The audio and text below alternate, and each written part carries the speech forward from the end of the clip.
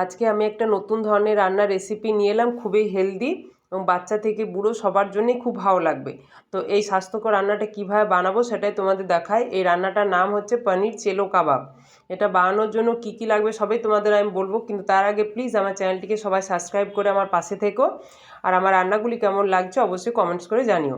তার জন্য কি করতে হবে, আমি কিছুটা নিলাম টক দই। টক দইটাকে আমি জল ঝরিয়ে নিয়েছি। তারপর এর মধ্যে আমি দিয়েছি জিরে গুঁড়ো, ধনে গুঁড়ো, বেশ খানিকটা চাট মশলা, গোলমরিচের গুঁড়ো, হলুদ গুঁড়ো, লঙ্কা গুঁড়ো। এবার দেব পরিমাণ মতো নুন, আর একটু চিনি দিয়েছিলাম, আর দিলাম কাগজি লেবুর রস। এবার এই সবগুলোকে দিয়ে ভালো করে এটাকে আমি একটা সুন্দর মিশ্রণ বানিয়ে নেব। তোমাদের কাছে আবার আমি অনুরোধ করছি, বারবার করে অনুরোধ জানাচ্ছি যে আমার চ্যানেলটিকে যারা এখনও সাবস্ক্রাইব করনি প্লিজ সাবস্ক্রাইব করে আমার পাশে থেকো, তাহলে আমার খুব ভালো লাগবে। আর তোমরা এরকম নিত্য নতুন রান্না যেগুলো ঘরে সহজে বানানো যাবে সেই সব খাবার আমি বানিয়ে তোমাদের দেখাতে পারবো।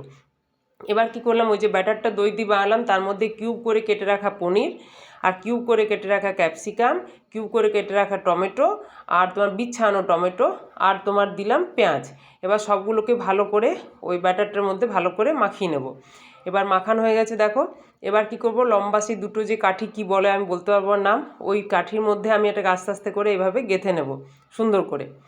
তোমার মতো তুমি সাজিয়ে নেবে। আমি যেমন একটা ক্যাপসিকাম, একটা পনির, একটা টমেটো, তারপর একটা করে এইভাবে গেঁথেছি। দেখো কি সুন্দর, এইভাবে নিজের মনের মতো তুমি সাজিয়ে নেবে টুকটুক করে আস্তে আস্তে। আর এটা প্রচণ্ড একটা হেলদি খাবার, আর করারও কোনো ঝামেলা নেই, খুব চটজলদি হয়েও যায়। ঠিক খাওয়ার আগে মুহূর্তে তুমি এটা করলে খুব সুন্দর হয়ে যাবে। এভাবে রেডি করলাম। এবার একটা ফ্রাই প্যান বসিয়ে দিলাম। ফ্রাই প্যানের মধ্যে বেশ খানিকটা বাটার দিলাম। বাটার দিয়ে এবার তার মধ্যে এটাকে আমি বসিয়ে দেবো। এবার এটা যে খাবো এটা তুমি লুচি পরোটার সাথেও খেতে পারো, এমনিও খেতে পারো, ভালো লাগবে। কিন্তু আজকে যেহেতু আমি খাবারটা একটু অন্যরকমভাবে বানাচ্ছি, এটা লাঞ্চে খাবো আমরা, তার জন্য দেখো তার জন্য কী করবো, আর একটা জায়গাতে আমি কড়াইয়ের মধ্যে বেশ খানিকটা বাটার দিয়ে দিলাম। এই ক্ষেত্রে কিন্তু বাটারটা একটু বেশিই লাগবে। বাটারটা দিলাম, বাটারটা যখন মেল্ট হয়ে যাবে তখন আমি গ্যাসের ফ্লেমটা বন্ধ করে দিলাম।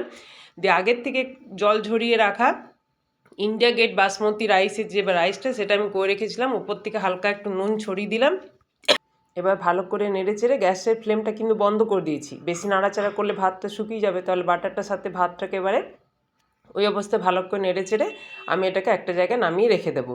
এবার আরেকবার ফ্রাই প্যানের মধ্যে একটু বাটার দিলাম, তার মধ্যে একটা ডিমকে এমনভাবে দেবো যাতে মানে পোচ হিসাবে তৈরি করতে চাই, এইভাবে আমি ডিমটাকে বাটার দিয়ে ভেজে নিলাম। দিয়ে থালার মধ্যে এভাবে সুন্দর করে সাজিয়ে দিলাম। দেখো একটা দারুণ খাবার, খেতেও দারুণ লাগবে, দেখতেও ভালো, বাচ্চা থেকে বুড়ো সবারই খুব ভালো লাগবে। সবাই ভালো থেকো, ফলো করে দিও।